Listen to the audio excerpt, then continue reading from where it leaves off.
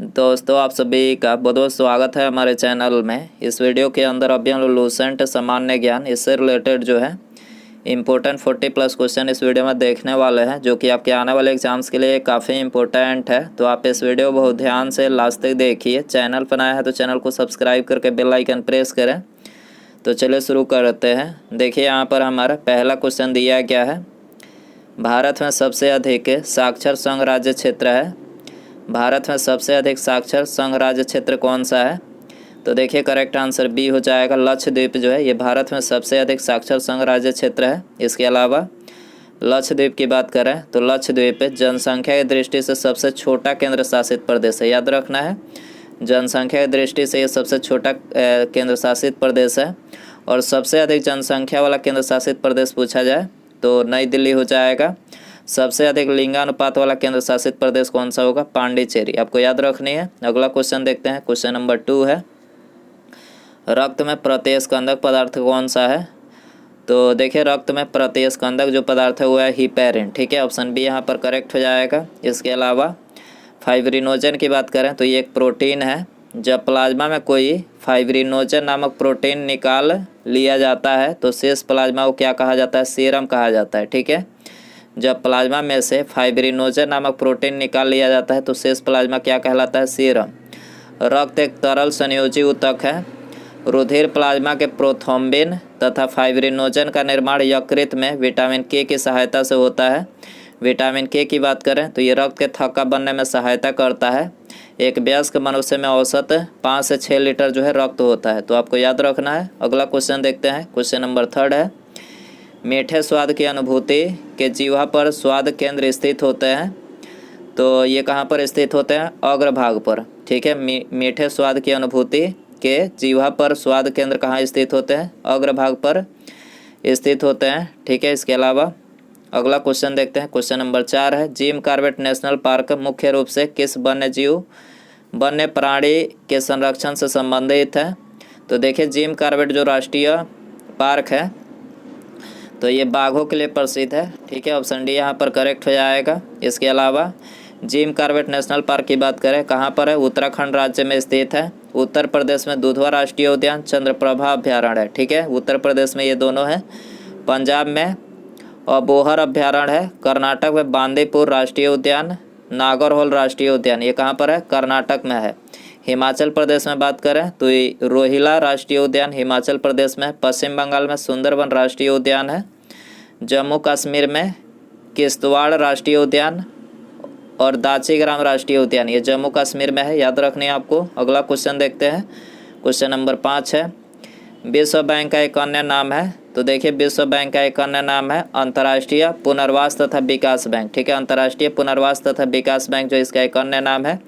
अंग्रेजी में इसको international bank of reconstruction and development यानी IBRD इसको बोला जाता है शॉर्ट में। तो याद रखना है। अगला क्वेश्चन देखते हैं। क्वेश्चन नंबर 6 है, भारत के राष्ट्रपति के पास कितने आपात अधिकार हैं? तो देखिए भारत के राष्ट्रपति के पास जो है 3 प्रकार के आपात अधिकार हैं। ठीक है, डी हो जाएगा। पहला राष्ट्रीय आपातकाल जिसकी घोषणा अनुच्छेद 352 के उपबंध के अधीन होता है।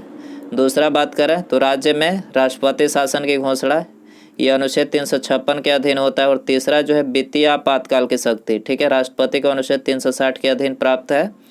तो याद रखना है 3 प्रकार के आपातकाल का प्रावधान है राष्ट्रपति के पास। अगला क्वेश्चन देखते हैं। क्वेश्चन नंबर 7 है, दक्षिण अफ्रीका के किस शहर में गांधी जी को श्वेत लोगों द्वारा पीटा और ट्रेन से नीचे फेंक दिया गया था? तो ये दक्षिण अफ्रीका कौन सा शहर था? तो प्रिटोरिया। ठीक है, प्रिटोरिया शहर में गांधी जी को श्वेत लोगों द्वारा पीटा और ट्रेन से जो है नीचे फेंक दिया गया था। याद रखना है, कई बार एग्जाम में पूछा जा चुका है। निम्नलिखित में से कौन सा देश सार्क का सदस्य नहीं है? सार्क का सदस्य इनमें से कौन सा नहीं है? तो करेक्ट आंसर डी हो जाएगा। म्यांमार जो है यहाँ पर सार्क का सदस्य नहीं है। सार्क की फुल फॉर्म की बात करें तो देखिए इसका फुल फॉर्म होता है south Asian association for regional cooperation. SAARC का फुल फॉर्म होता है। सार्क की स्थापना 1985 में किया गया था। इसका मुख्यालय काठमांडू में है। इसमें सदस्य देशों की संख्या है, सदस्य देश है भारत, पाकिस्तान, बांग्लादेश, नेपाल, भूटान, श्रीलंका, मालदीव एवं अफगानिस्तान। ये इसमें सदस्य देश है सार्क में। इसका पहला सम्मेलन कहाँ हुआ था? ढाका में हुआ था। तो याद रखना है, एग्जाम के लिए काफ़ी बार एग्जाम में यहाँ से क्वेश्चन पूछा जाता है। अगला क्वेश्चन देखते हैं, 9वां नंबर क्वेश्चन है, भारतीय राष्ट्रीय कांग्रेस की पहली महिला अध्यक्ष कौन थी? वेरी इंपॉर्टेंट क्वेश्चन, ये भी कई बार पूछा जा चुका है। तो एनी बेसेंट ये भारतीय राष्ट्रीय कांग्रेस की पहली महिला अध्यक्ष थी। भारतीय राष्ट्रीय कांग्रेस की पहली महिला अध्यक्ष एनी बेसेंट 1917 में कोलकाता अधिवेशन में बनी थी। ठीक है। भारतीय राज्य की प्रथम महिला मुख्यमंत्री पूछा जाए, सुचेता कृपलानी थी। केंद्रीय मंत्रिमंडल के शामिल प्रथम भारतीय महिला राजकुमारी अमृता कौर। याद रखना है, 1925 में सरोजिनी नायडू को कानपुर कांग्रेस अधिवेशन में अध्यक्ष बनाया गया, जो प्रथम भारतीय महिला थी। ठीक है। तो याद रखना है, भारतीय महिला पूछा जाए, सरोजिनी नायडू 1925 में बनाया गया था कानपुर कांग्रेस अधिवेशन में अध्यक्ष। अगला क्वेश्चन देखते हैं, खून को बहने से रोकने में कौन सा विटामिन भाग लेता है? तो आप सभी को पता ही होगा, खून को बहने से रोकने के लिए विटामिन के जो है यहाँ पर भाग लेता है। ठीक है। तो बी हो जाएगा। इसके अलावा विटामिन और उनके रासायनिक नाम यहाँ पर लिखे हैं। विटामिन के की बात करें, रासायनिक नाम फिलोक्विनोन होता है। सी एस्कॉर्बिक एसिड होता है। ए की बात करें, रेटिनॉल। Vitamin D calciferol. ठीक है, याद रखना है। दोस्तों, वीडियो पसंद आ रहा है तो प्लीज़ वीडियो को लाइक ज़रूर कर दें, अपने दोस्तों में शेयर कर सकते हैं। चैनल पर नया है, चैनल को सब्सक्राइब करके बेल आइकन प्रेस करें। ठीक है। अगला क्वेश्चन देखते हैं, भारत के उच्चतम न्यायालय में पहली महिला न्यायाधीश थी। भारत के उच्चतम न्यायालय में पहली महिला न्यायाधीश कौन थी? तो ये थे मीर साहिब फातिमा बीबी। मीर साहिब फातिमा बीबी थी। बी हो जाएगा। भारतीय संविधान के अनुच्छेद 124 से 147 तक उच्चतम न्यायालय से संबंधित उपबंध है। ठीक है, अनुच्छेद 124 से 147 तक याद रखना है। लीला सेठ भारत की प्रथम महिला उच्च न्यायालय की न्यायाधीश पद ग्रहण करने वाली थी। ठीक है। प्रथम महिला राजदूत विजयलक्ष्मी पंडित थी। एनी बेसेंट प्रथम कांग्रेस महिला अध्यक्ष। ठीक है, याद रखना है। आर्य शब्द का शाब्दिक अर्थ है, आर्य शब्द का शाब्दिक अर्थ क्या है? श्रेष्ठ या फिर कुलीन। याद रखना है, श्रेष्ठ या फिर कुलीन। डी हो जाएगा। मौर्यकालीन इतिहास के बारे में जानकारी उपलब्ध कराने वाले ग्रंथ इंडिका के रचनाकार। इंडिका के रचनाकार कौन थे? मेगास्थनीज। ठीक है, डी हो जाएगा, मेगास्थनीज थे। इसके अलावा सेल्यूकस ने मेगास्थनीज को चंद्रगुप्त के दरबार में भेजा था। मेगास्थनीज ने इंडिका नामक पुस्तक की रचना की, जिसमें मौर्य काल का वर्णन है। चाणक्य चंद्रगुप्त मौर्य के दरबार में था, जिसका अन्य नाम विष्णुगुप्त कौटिल्य था। फाहियान की बात करें, फाहियान 399 से 414 एडी चंद्रगुप्त द्वितीय के शासनकाल में भारत आए थे। ठीक है। अगला क्वेश्चन देखते हैं, क्वेश्चन नंबर 14 है, महात्मा गांधी जी के राजनीतिक गुरु कौन थे? तो देखिए, इनके राजनीतिक गुरु थे गोपाल कृष्ण गोखले। याद रखना है, बी हो जाएगा। अगला क्वेश्चन है, साइकिल के ट्यूब गर्मियों में अधिकतर क्यों फटते हैं? तो देखिए, साइकिल का जो ट्यूब होता है वो गर्मियों के दिनों में इसलिए फटता है क्योंकि गर्मी के कारण ट्यूब में उपस्थित वायु जो है फैलती है, और इसी फैलाव के कारण से जो है ट्यूब फट जाता है। ठीक है, तो ऑप्शन ए यहाँ पर हो जाएगा। पृथ्वी की कक्षा में स्थापित होने वाला पहला कृत्रिम उपग्रह कौन सा था? स्थापित होने वाला पहला कृत्रिम उपग्रह कौन सा था? स्पुतनिक फर्स्ट था। ठीक है, बी हो जाएगा। निर्जलीकरण से शरीर में निम्न की कमी हो जाती है। तो देखिए, निर्जलीकरण से शरीर में सोडियम क्लोराइड की कमी हो जाती है। ठीक है, डी हो जाएगा। निर्जलीकरण में शरीर से पानी निकल जाता है, जिसके कारण पानी की कमी जो है हमारे शरीर में हो जाती है। आगे देखते हैं, महात्मा गांधी जी की फ़ोटो नोट पर कब छपी? वेरी इंपॉर्टेंट क्वेश्चन आपको बताना है। महात्मा गांधी जी की फ़ोटो नोट पर कब छपी? वर्ष 1969 में छपी थी। ठीक है, बी हो जाएगा। कोविड-19 वैक्सीन पाने वाले पहले भारतीय कौन बने हैं? पहले भारतीय, तो देखिए, एम्स हॉस्पिटल नई दिल्ली। ठीक है, दिल्ली की एक हॉस्पिटल एम्स हॉस्पिटल में एक सफाई कर्मी मनीष कुमार थे, उन्हीं को जो है पहला वैक्सीन लगा था कोविड-19। तो डी हो जाएगा। भारत ने अपना प्रथम भूमिगत नाभिकीय विस्फोट किया था, कहाँ पर किया था? तो राजस्थान के पोखरण में। ठीक है, भारत ने प्रथम परमाणु परीक्षण 18 मई 1974 को राजस्थान के जैसलमेर जिले के पोखरण नामक स्थान पर किया था। ठीक है, इसके अलावा नरौरा में परमाणु विद्युत गिरी है, कोटा में परमाणु विद्युत गिरी है, थुम्बा में रॉकेट परीक्षण केंद्र है। तो याद रखना है। भारतीय संविधान का कौन सा अनुच्छेद राष्ट्रपति को लोकसभा भंग करने की शक्ति प्रदान करता है? भारतीय संविधान का कौन सा अनुच्छेद राष्ट्रपति को लोकसभा भंग करने की शक्ति प्रदान करता है? तो करेक्ट आंसर सी हो जाएगा, अनुच्छेद 85 करता है। ठीक है। निम्नलिखित में से कौन सी पर्वत श्रेणी सबसे पुरानी है? तो सबसे पुरानी जो है अरावली है। ठीक है, अरावली सबसे पुरानी है, बी हो जाएगा। भारत की सबसे पुरानी पर्वत श्रेणी अरावली है। अरावली सबसे ऊंची चोटी गुरु शिखर है। अरावली की सबसे ऊंची चोटी गुरु शिखर है। तो याद रखना है। किस संवैधानिक संशोधन बिल द्वारा भारत में मतदान की आयु 21 साल से घटाकर 18 साल कर दी गई थी? तो करेक्ट आंसर सी हो जाएगा। 61वां संविधान संशोधन के द्वारा जो है भारत में मतदाता की आयु 21 वर्ष से घटाकर जो है 18 साल कर दी गई थी। इसके अलावा अनुच्छेद 326 के द्वारा वयस्क मताधिकार का प्रावधान किया गया है।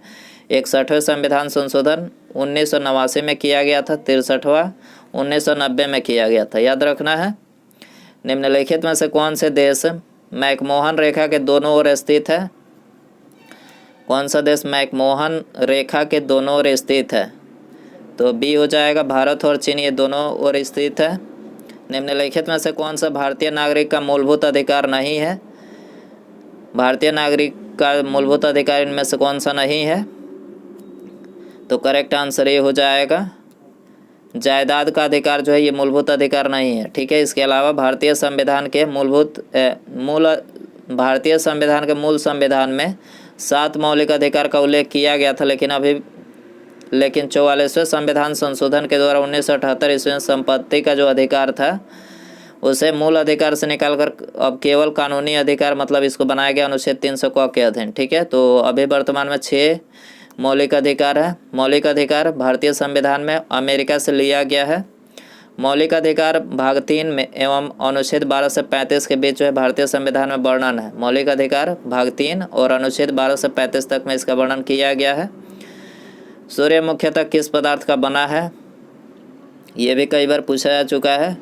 तो सूर्य जो है हाइड्रोजन का, मुख्यतः हाइड्रोजन और हीलियम का बना होता है। ठीक है, सूर्य। तो सी हो जाएगा।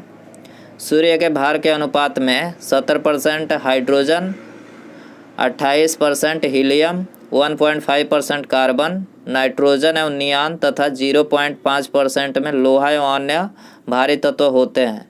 ठीक है। सूर्य क्या है? एक तारा है। सूर्य पूछा जाए क्या है? तारा है। तारा ऐसे खगोलीय पिंड है जो लगातार प्रकाश एवं ऊष्मा उत्सर्जित करते रहते हैं। सूर्य मुख्यतः हाइड्रोजन और हीलियम गैस है। सूर्य का ऊर्जा संलयन क्रिया पर आधारित है। सूर्य जो है ऊर्जा संलयन क्रिया पर आधारित है। सूर्य पृथ्वी के सबसे निकट तारा है। सूर्य पृथ्वी के सबसे निकट तारा है। याद रखना है। पृथ्वी पर दिखने वाला सबसे प्रकाशमान ग्रह कौन सा है? तो सबसे चमकीला जो ग्रह है वो है शुक्र। ठीक है। शुक्र ग्रह को पृथ्वी का जुड़वा ग्रह कहा जाता है। प्लूटो की बात करें, प्लूटो सबसे दूरस्थ ग्रह था जिसे अब ग्रह का दर्जा समाप्त कर दिया गया है। चंद्रमा पृथ्वी का एकमात्र उपग्रह है। ठीक है। केचुआ किससे श्वसन करता है? केचुआ किससे श्वसन करता है? चमड़ी से। चमड़ी त्वचा श्वसन करता है, बी हो जाएगा। मछली की बात करें, मछली गिल से श्वसन करती है। तिलचट्टा ट्राकिया हो गई है, ट्राकिया द्वारा श्वसन करता है। खराटे लेकर सो रहे व्यक्ति की श्वसन क्रिया होती है तो न्यूनतम होती है। ठीक है। अगला क्वेश्चन है, निम्नलिखित में से कौन सा रक्त समूह उस व्यक्ति को दिया जा सकता है जिसका रक्त समूह ए है? तो करेक्ट आंसर बी हो जाएगा, या तो ये या वो। ठीक है। रक्त समूहों को सर्वदाता समूह कहते हैं क्योंकि इसमें कोई एंटीजन नहीं होता है। रक्त समूह ए बी की बात करें, सर्वग्राही रक्त समूह कहते हैं क्योंकि इसमें कोई एंटीबॉडी नहीं होता है। रक्त समूह की खोज जो है कार्ल लैंडस्टीनर ने 1900 ईस्वी में किया था। रक्त समूह ए वाले व्यक्ति को ए या ओ रक्त चढ़ाया जाता है। ओ रक्त समूह सभी रक्त समूह वाले व्यक्ति को चढ़ाया जाता है। ठीक है। तो याद रखना है, सर्वदाता होता है ये। पोटोमीटर नापता है। पोटोमीटर क्या नापता है? तो देखिए वाष्पोत्सर्जन दर मापता है, पोटोमीटर बी हो जाएगा। और स्थलीय स्तनधारियों के मूत्र में मुख्य नाइट्रोजनी अपशिष्ट उत्पाद होता है, तो ये होता है यूरिक अम्ल, ठीक है, सी हो जाएगा। 0.3% यूरिक अम्ल मूत्र में पाया जाता है। अमोनिया सल्फेट का प्रयोग चूना रहित भूमि में नहीं करना चाहिए। यूरिया में 46% जो है नाइट्रोजन पाया जाता है। अमोनिया सल्फेट उर्वरक में नाइट्रोजन अमोनिया के रूप में उपस्थित रहती है। यूरिया का उपयोग खाद में फॉर्मल्डिहाइड तथा यूरिक प्लास्टिक बनाने में तथा दवाओं के निर्माण आदि में होता है, ठीक है। अगला क्वेश्चन देखते हैं, निम्नलिखित में से कौन परजीवी है? तो करेक्ट आंसर ये हो जाएगा अमीबा प्रोटियस जो है ये परजीवी है, ठीक है। हमारे शरीर में पाए जाने वाला फास्फोरस तत्व उपस्थित रहता है। हमारे शरीर में पाए जाने वाला फास्फोरस तत्व उपस्थित रहता है, तो ये हड्डियों एवं दांतों में उपस्थित रहता है, ठीक है। मनुष्य के शरीर में कुल हड्डियों की संख्या 206 होते हैं। मनुष्य के शरीर में कुल दांतों की संख्या 32। अस्थि से अस्थि के जोड़ लिगामेंट कहते हैं। मांसपेशी से अस्थि की जोड़ को क्या टेंडन कहा जाता है, ठीक है। वसा संचित होती है। वसा किस में संचित होती है? एडिपोज में। किसमें? एडिपोज में। 1 ग्राम वसा से 9.3 किलो कैलोरी ऊर्जा उत्पन्न होती है। वसा का शरीर में इनका संश्लेषण माइटोकॉन्ड्रिया में होता है, ठीक है। अगला क्वेश्चन है, भारतीय गन्ना अनुसंधान संस्थान कहाँ स्थित है? तो ये कोयम्बटूर में स्थित है। भारतीय गन्ना अनुसंधान संस्थान कहाँ है? कोयम्बटूर। भारतीय पेट्रोलियम संस्थान की बात करें, देहरादून में है। केंद्रीय आलू संस्थान शिमला में है। भारतीय मौसम विज्ञान संस्थान नई दिल्ली में है।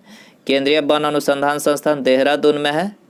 भारतीय चीनी तकनीकी संस्थान ये कहाँ पर है? कानपुर में है। नारियल में आप क्या खाते हैं? नारियल में भ्रूणपोष खाते हैं, ठीक है। भ्रूणपोष ऑप्शन ए हो जाएगा। इसके अलावा केला का मध्य एवं अंतः भित्ति खाने योग्य भाग है। केला का जो होता है वो मध्य एवं अंतः भित्ति खाने योग्य होता है। पपीता का मध्य फल भित्ति खाने योग्य भाग है। अमरूद एवं अंगूर की बात करें, खाने योग्य भाग फल भित्ति बीजांडसन है, ठीक है। कटहल के खाने योग्य भाग परिदल पुंज एवं बीज। कटहल का खाने योग्य भाग परिदल पुंज एवं बीज है। लीची का एरिल भाग खाया जाता है, ठीक है। किसके शुद्धिकरण में ऊर्ध्वापातन का उपयोग होता है? करेक्ट आंसर सी हो जाएगा। कपूर के शुद्धिकरण में जो है ऊर्ध्वापातन का उपयोग होता है। ऊर्ध्वापातन की बात करें तो इस विधि के अंतर्गत ठोस पदार्थ सीधे गैसीय अवस्था में आ जाते हैं, जैसे ही कपूर, नेफ्थलीन, अमोनिया क्लोराइड, ठीक है। अगला क्वेश्चन है, भारतीय राष्ट्रीय कांग्रेस का 1937 के अधिवेशन किस स्थान पर हुआ? इंडियन नेशनल कांग्रेस 1937 का अधिवेशन कहाँ पर हुआ था? फैजपुर में हुआ था। फैजपुर बी हो जाएगा। 51वां राष्ट्रीय कांग्रेस अधिवेशन की अध्यक्षता पंडित जवाहरलाल नेहरू द्वारा किया गया। 1936 ईस्वी में कांग्रेस अधिवेशन लखनऊ में पंडित जवाहरलाल नेहरू की अध्यक्षता में हुआ। 1938 की बात करें हरिपुरा और 1939 में त्रिपुरा कांग्रेस अधिवेशन की अध्यक्षता सुभाष चंद्र बोस ने किया था। 1939 में कांग्रेस के अध्यक्ष पद से त्यागपत्र सुभाष चंद्र बोस देकर फॉरवर्ड ब्लॉक पार्टी की स्थापना की। इसके बाद कांग्रेस अध्यक्ष डॉक्टर राजेंद्र प्रसाद को बनाया गया, ठीक है। अगला क्वेश्चन है, किस शासक द्वारा सर्वप्रथम पाटलिपुत्र का राजधानी के रूप में चयन किया गया था? किस शासक द्वारा सर्वप्रथम पाटलिपुत्र का राजधानी के रूप में चयन किया गया था? उदयन के द्वारा किया गया था, ठीक है, सी हो जाएगा। किस देश की सीमा बिहार से जुड़ती है? बिहार से किस देश की सीमा जुड़ती है? करेक्ट आंसर बी हो जाएगा। नेपाल की सीमा बिहार से जुड़ती है। बांग्लादेश के तीनों ओर से त्रिपुरा राज्य जुड़ते हैं। बांग्लादेश के तीनों ओर से त्रिपुरा राज्य जुड़ते हैं। बांग्लादेश की सीमा से सटे भारतीय राज्यों मिजोरम, त्रिपुरा, असम, मेघालय और पश्चिम बंगाल है, ठीक है। चीन की सीमा जो भारत के राज्यों में से जुड़ा है जम्मू कश्मीर, हिमाचल प्रदेश है। चीन की सीमा जो भारत के राज्यों से जुड़ा है जम्मू कश्मीर, हिमाचल प्रदेश, उत्तराखंड, सिक्किम तथा अरुणाचल प्रदेश, ठीक है। अगला क्वेश्चन है यहाँ पर, भारत की सबसे लंबी सुरंग जवाहर टनल किस राज्य में स्थित है? इसका आंसर आपको कमेंट में बताना है। भारत की सबसे लंबी सुरंग जवाहर टनल किस राज्य में स्थित है? ऑप्शन है जम्मू और कश्मीर, महाराष्ट्र, कर्नाटक या फिर हिमाचल प्रदेश। सही आंसर कमेंट में ज़रूर बताएं। और वीडियो पसंद आया हो तो प्लीज़ वीडियो को लाइक ज़रूर करें, अपने दोस्तों में शेयर कर सकते हैं। चैनल पर नया है तो चैनल को सब्सक्राइब करके बेल आइकन प्रेस करें। ठीक है, मिलते हैं अगले वीडियो में। नमस्कार, जय हिंद, जय भारत।